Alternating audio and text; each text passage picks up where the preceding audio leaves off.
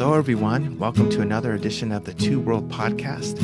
I'm one of your co hosts, Jacob, and I have with me my other co host, who is. I am Barney.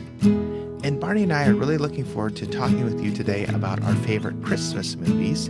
It's a topic that is really relevant this time of year, moving into December as we long to look back at some of our favorites and maybe discover a few new good Christmas movies. But before we launch out into that, I wanted to hand it over to Barney. He wanted to share something as a follow up to our last episode. Yeah, I think that I made sure to say in the last episode to point out how kind of nervous I was at the very beginning, and thankfully, you know, things really went smoothly after that. But I never explained that the reason we were able to have Suzanne Woods Fisher on the show is because I wrote her a message and she agreed to come on on our show. And so I thought we, even though she has put out many books that we mentioned and two new books recently, we didn't spend much time kind of promoting them or encouraging, suggesting that these might be books that I don't even know if we mentioned many of them by name that some of you watching along or listening might be interested in. But I do I am taking up the mantle that my mom left and do sincerely recommend um, uh, looking into her books if you do have the chance or if it suits your fancy. Um, I think maybe I'll share the screen here. Maybe you got a sense that she writes Amish fiction, but not just that. So her newest book is for Amish fiction is A Healing Touch, and then she also has a series called A Year of Flowers about that takes place. I think someone is working in maybe a flower shop or something like that. It's on my list to get into.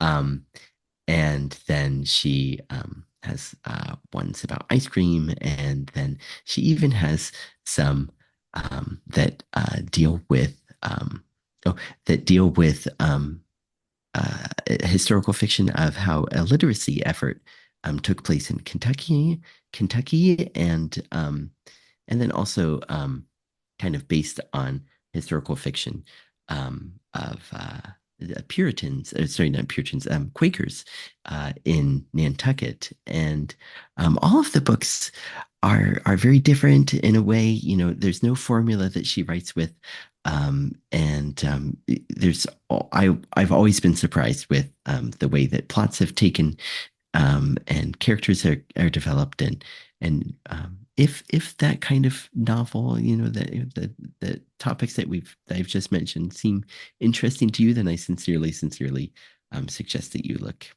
into those. And thank you for letting me add that little bit of uh, addendum, I guess, to last week's episode. But thank you.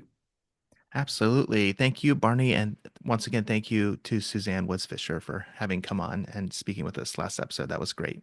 And if you haven't had a chance, we encourage you to check that out. Moving along to today's topic, I thought it would be interesting to start with our childhood and Oh yeah. to say what was a prominent Christmas movie back then, Hmm. and then maybe move our way up into where we are today, being parents and raising our own kids, and maybe even talking about what some of their favorite Christmas movies are, if that's an okay way to do it. So, so just to get us started, Barney, when you think of your list, are there any that jump out to you that were ones that you had appreciated when you were a child? And if so, would you share a little bit about those? Yeah, it's kind of funny. This isn't the first thing that I'm going to say isn't it's not Christmas movies, but these movies were always on around Christmas every year, regardless. And I think it was on USA Network, and they always showed the original three Star Wars movies. um, and like so much so that like we would get like the VCR, we'd get the VCR ready and like, pause when they're going to commercial break and then re-record, when they're. The funny thing is that I don't know that we ever watched those. we would like sit there and watch them and then record them, but I don't think we ever watched the VHSs that we recorded from TV. That's amazing. Um, It was like yeah, just the very action of the having act them. of it. If you ever wanted to, you could, Yes, but yes, that's right. Yeah. but you And didn't. then and then it wasn't much longer after that I got the three VHS tapes for Christmas. And oh yeah, and Nice. I Wow. watched those like very, very frequently. But in terms of like actual Christmas, programs or movies, um, I think that like I was much more drawn to the programs because it was so special back then, before we had cable, that finally here is some show that's for meant for kids. It's more in line, something special, but it's for adults. Finally, something special for kids, and I can even kind of remember like the word special, like spiraling across the screen. I think maybe on CBS or something, and like I have kind of grouped together in my mind, like Frosty the Snowman and Rudolph the Red-Nosed Reindeer, um, and then of course, How the Grinch Stole Christmas, the 1966 animated version. Um, those really always stood out to me as my earliest memories. And the funny thing is, like, I could never quite understand when they were on. So like some years I'd miss them, and some years I'd catch them, or some years I'd catch them again, after they had been shown the first round, like early December, and then I could get it like on the 20 on Christmas Eve or something like that. Oh, that's wonderful. I love those shows that you mentioned and specials that you mentioned. I can relate a lot. And when you were talking there initially about Star Wars, I thought we would be remiss if we don't mention the ill-fated Star Wars Oh, holiday special, Christmas. which, so I'm going to Yeah. quickly pull up the IMDb page for that. Oh, And nice. apparently, after it aired, George Lucas was so displeased that he sought to wipe it from the collective memory of society. But since it was already out there, Oh no. there was nothing that could be done. But I just would like to point out, if you look at the IMDb rating, it is a 2.2. I don't know if I've ever seen anything rated that lowly before, That but low. there were long stretches of a Wookiee family talking, just with their Wookiee sounds, Oh, gee whiz. Oh but there was no no. translation about what they were saying, so Oh people no. had no clue, what was going on. Um, and then there was like a really cool Boba Fett cartoon. Apparently, I've never seen it. I've heard so many things about it, Oh but I need yeah. to watch this. I But know. Because I think apparently, it's available. okay. So um, there was a modern holiday special with, I think, the Oh. Lego characters, and so you can see here on this IMDb page, it says A Tale Uh-huh. of Two Holiday Specials. So they've tried to redeem it, Oh, and I think the modern one has some winks to like things that happened in sure, sure, that sure, former sure, one. sure. But Oh boy, anyway, I'd like to check that it's out so too. funny that you mentioned Star Wars.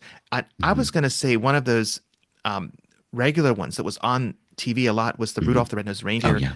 stop Oh motion yeah. film, and I I really enjoyed that one. I always, like you, tried Hmm. to figure out when it would be airing and try to watch it.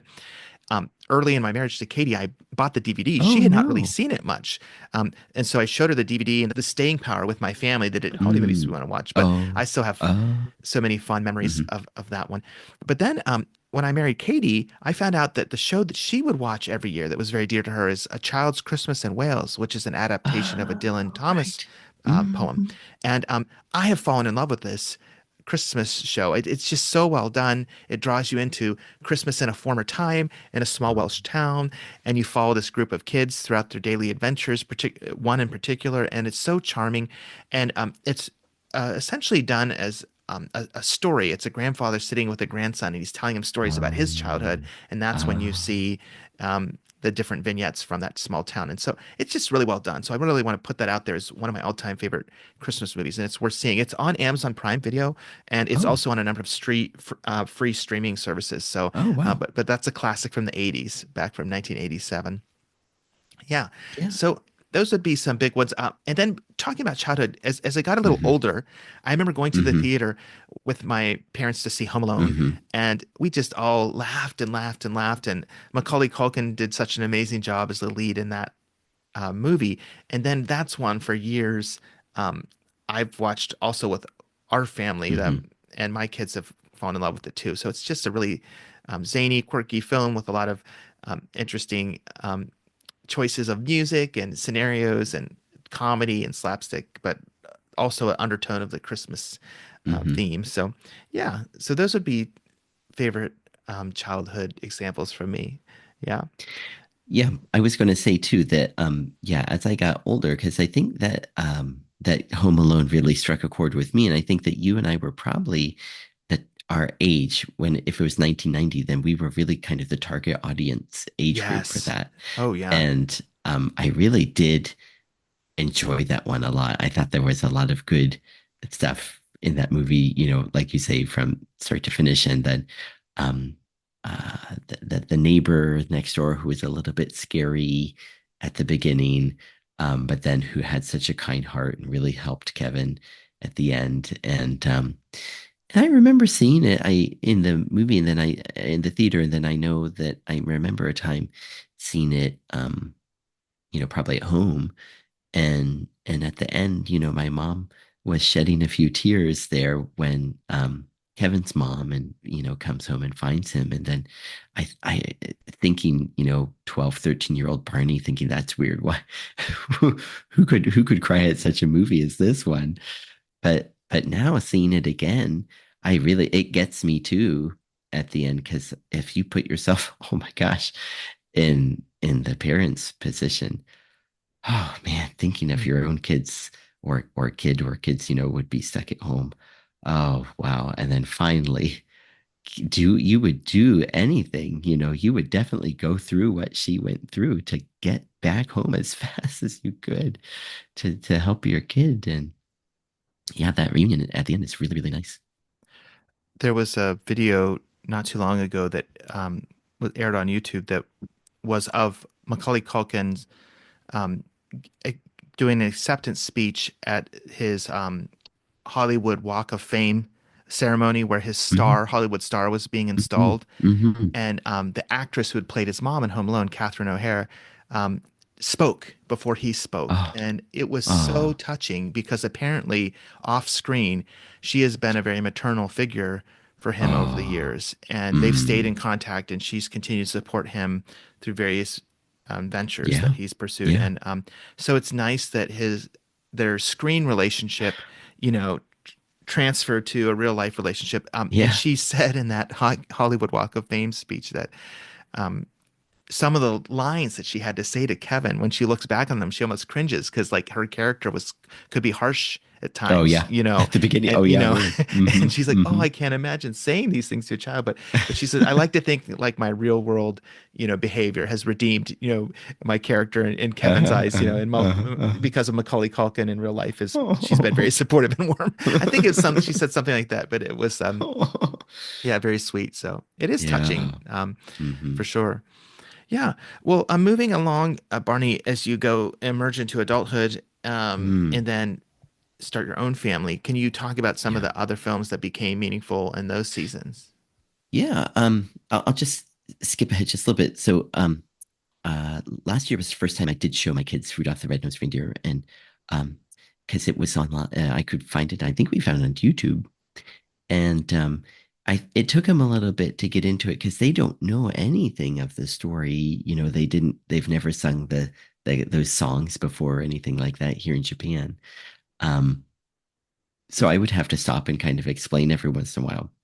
But then they really liked it and they got into it. And then I remember with Frosty the Snowman, like I remembered loving it so much. And then um, when I was teaching at the medical school, I had kind of like my own little like Christmas class, and like I actually like baked brownies and took them in, and Oh, yeah, nice.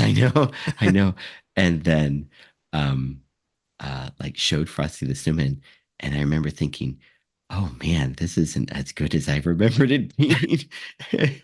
This is a little bit weird, and I'm kind of like turning red and like thinking, is this gonna please be over soon? Why am I showing this to 20-year-old kids?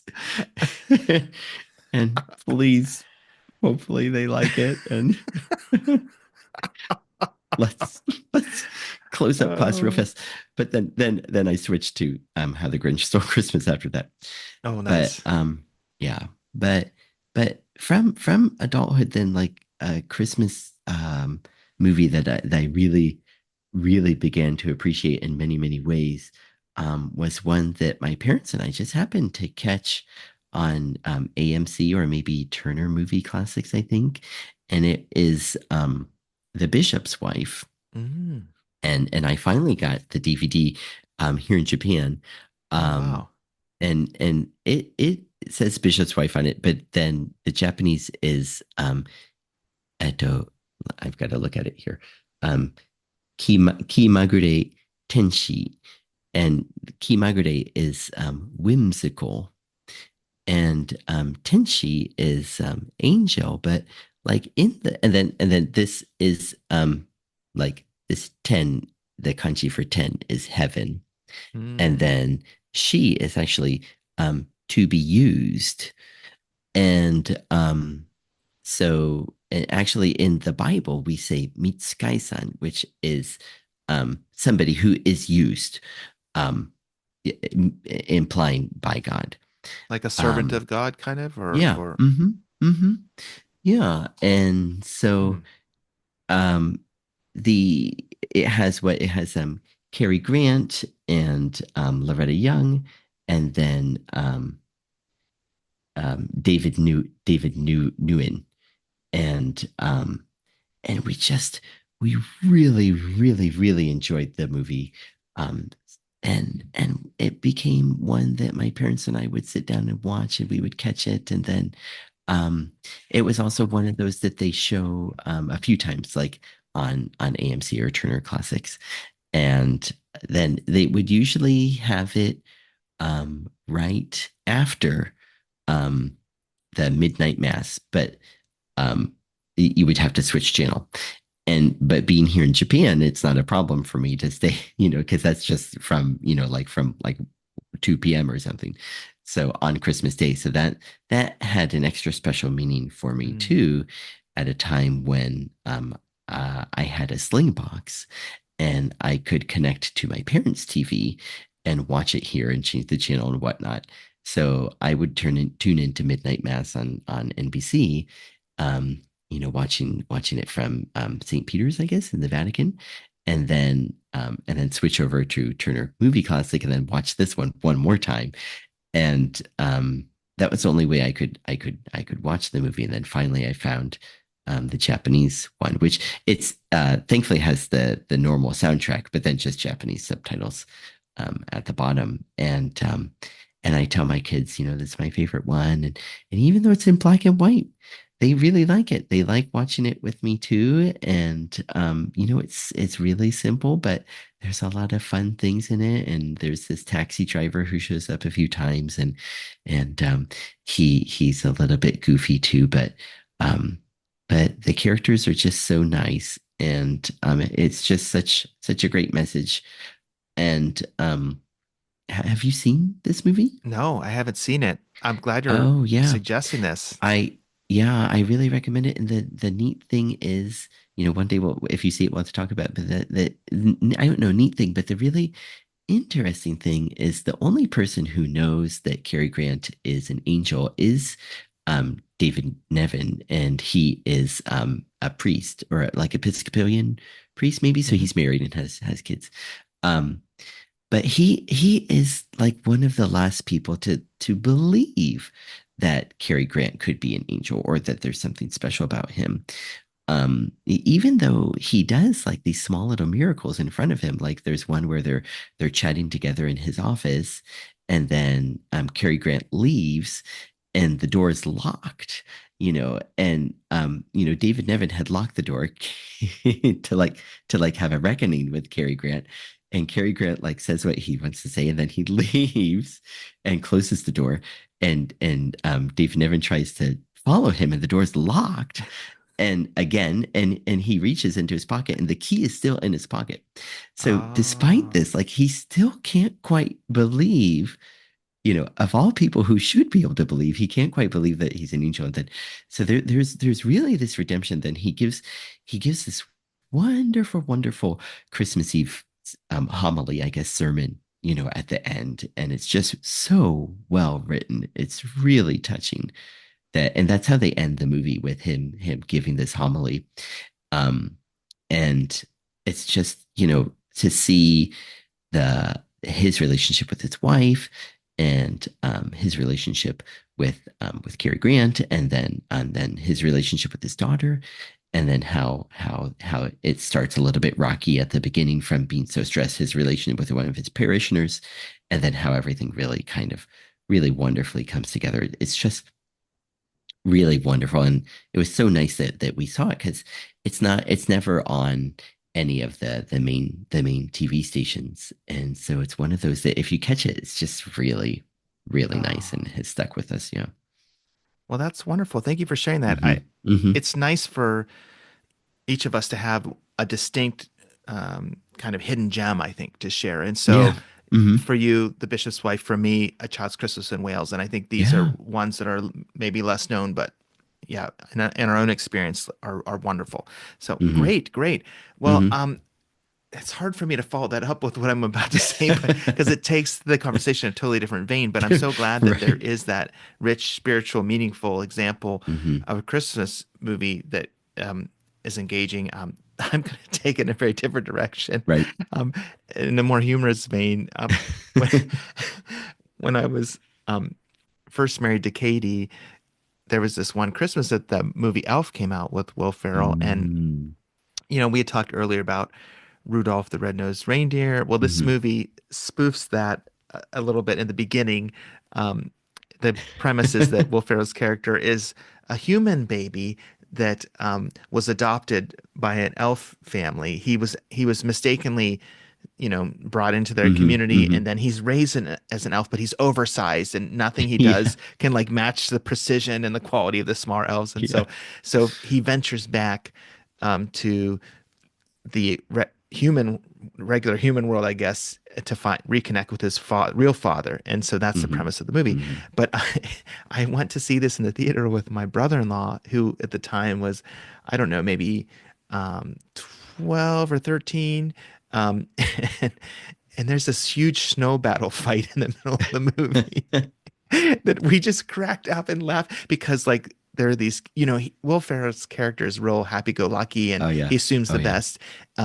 But like when in a snowball battle, since he grew up among elves, he's very proficient and he makes all these snowballs really quick and he throws them with such precision. And so it's so funny to see his character snap into this really serious mode. And he's like, choo, choo, choo, and all the little kids are running away. Like, "Ah." But it was also funny at the beginning of the movie when he's like, I think he's maybe at the North Pole, or I'm trying to remember where he is. Mm-hmm. But as Mm-hmm. he's leaving, he talks with the snowman from that narrates the Rudolph Oh movie, yeah, that's right. Yeah. the Burl Ives character, and Uh-huh. they have this, you know, heartfelt conversation, and then he says goodbye to him, and then he comes to the real world and he sees a raccoon, and in the snow world, like animals are friendly and you can Uh-huh. interact with him. He's like, "Hi, little buddy," and the raccoon's like, and gets back on his hind legs. He's like, "How's it going? Want a hug?" And the raccoon's like, that's his like first experience. So yeah, it's just a really fun movie, and so anyway, that became one that in my young adulthood that I discovered Hmm. and really have fun memories with my brother-in-law watching that. So yeah. I didn't see that one until much later.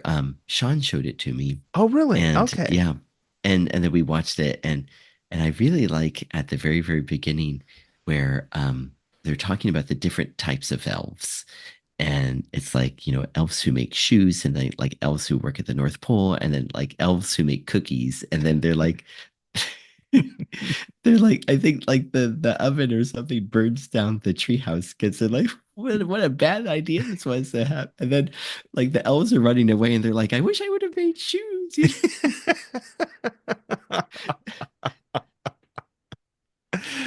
I love when you know Will Ferrell Will Ferrell's character goes to talk with his dad and he sits in his lap and his dad's like Yeah. one third his size and his dad's like, oh, Right. he's holding him talking to Oh his yeah. And elf dad. then oh Uh, yeah. which is And Bob then Newhart, he right? Is that who he yeah. plays? Mm-hmm. Mm-hmm.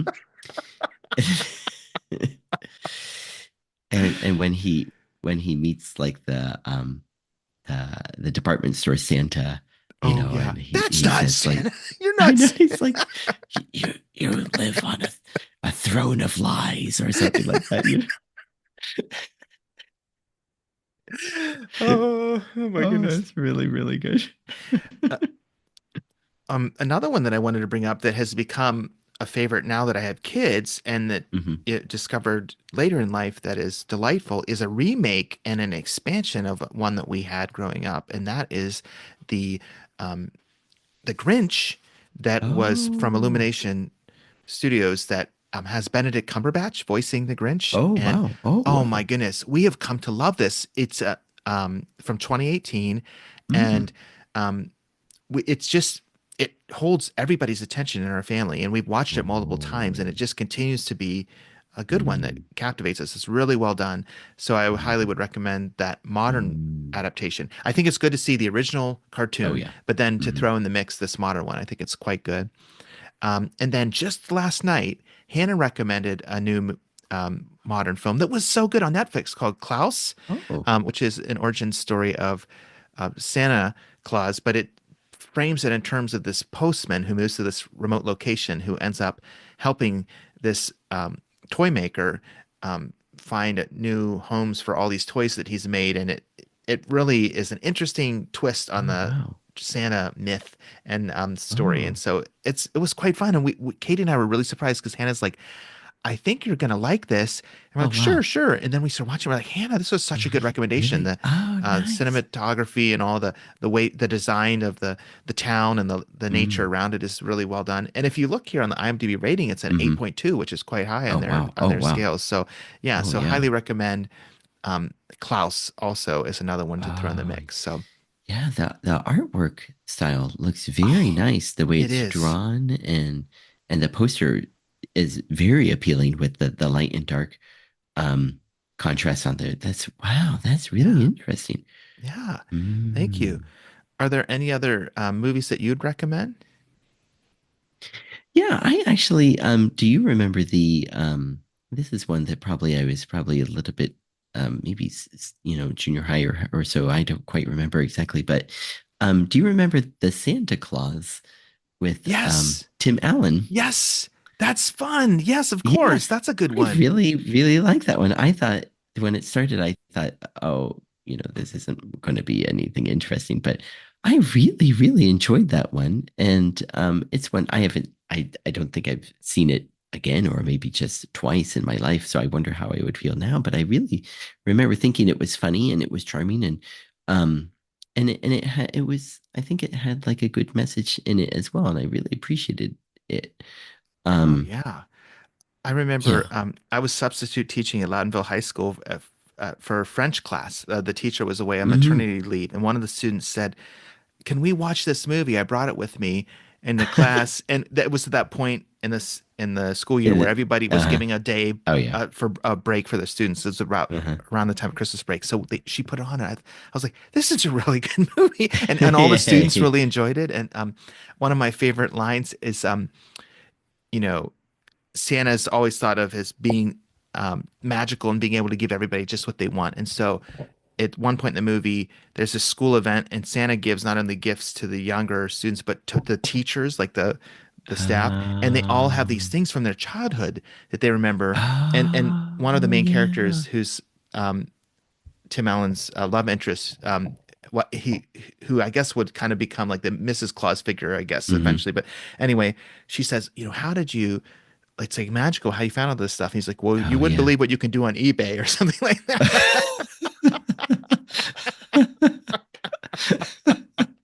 And it was just a perfect line because it's so true. Like if you Yeah, get really. nostalgic, a lot of times you go on eBay, you can find That things really that, is the place yeah, to go.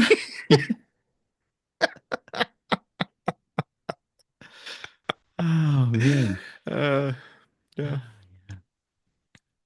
yeah. Well, are there any other thoughts you have before we close our episode? Yeah, I just want to thanks everyone. Yeah, well, yeah, I'll I'll save that for closing up. Yeah, I just think it's neat that there's that like you pointed out with Claus that that people are that like as many gems as there are and kind of definitive, movies. Yeah, I never mentioned It's a Wonderful Life. Oh, You know, right, right. I never to be honest, I never ever watched that one. I'm not quite sure why, but the one Christmas that me and Yuma and Silas traveled to America and then had our flight was canceled from Chicago to Cleveland and had just the most miserable time at the airport. And then we just can't even tell you how miserable it was. And then we got to the hotel room and, we're relaxing and switched on TV and it was on. And my kids, I was still pretty stressed out. Um, so it was hard for me to enjoy it, but I looked over and saw both of my kids enjoying it. And that really, really kind Ah, of washed away everything. And that made me really so happy. And then I kind of filled them in on the best that I knew of the premise of the movie. Um, but seeing them enjoy it, it really made that day a lot better. oh, And good. then and then kind of getting back to how we started at the beginning, with you can always rely on Star Wars being on. They do tend to have a lot of marathons on as well. And then that next day they had the Cars marathon on, and my kids Oh, were they've seen the yes. movies enough, but they liked it so much that when my dad and brother finally picked us up in Chicago by car to take us home. They didn't want to go because they're like, "Oh, Oh, this is so much fun watching this." And I said, "I think Grandpa has them at home. We'll just watch them when we get there." So, so that the marathons are kind of a little note, a little hint that Christmas season is there too. But the genuine Christmas movies and the fact that they're making more new ones that we can yes. discover is such a neat thing. That is that Yeah, is really neat. yeah. How about for yourself? Um, I feel like in our modern time where it's not uncommon for families to split off and do their own things for entertainment, it's nice to have some time around the holidays where we have common space and common activities. And so seeing some of our favorite Christmas movies is a chance for a family to gather and to laugh and to um, enjoy each other's company and maybe have some hot cocoa or something delicious while they do it. And it's another one of those things that I cherish around the holidays, similar to decorating the tree or to doing an Advent wreath or to having a special meal. It's a common time that there's an expectation that everybody's on the same page. We're going to do this because it's special. And I like that because throughout the year, there can be times when we're doing our own thing, but at least there's certain times when we know, oh, we come together and that feels really good. So these Mm, movies are a mm, vehicle for that, and I'm mm, grateful. And people knowing the lines, and if you've seen them multiple times, you memorize them. It's kind of something you can almost say at the same time, like the quotable quotes and things, and that's fun to laugh and share and that anticipate together what's coming. mm. So, and then to discover every once in a while a new one, like Hannah the other night, bringing that new one out of that new gem that we none of us knew about. So yeah, it's a delight. Christmas movies are so fun, and I'm glad that they exist. And it's a great genre of film to dive into at this time of year for sure. Yeah, boy, that's so well put that one of this great thing about being able to pass on our favorites to our kids and have them experience it the way we did when we were little. And then being able to make sure that it's something that everyone wants to do together.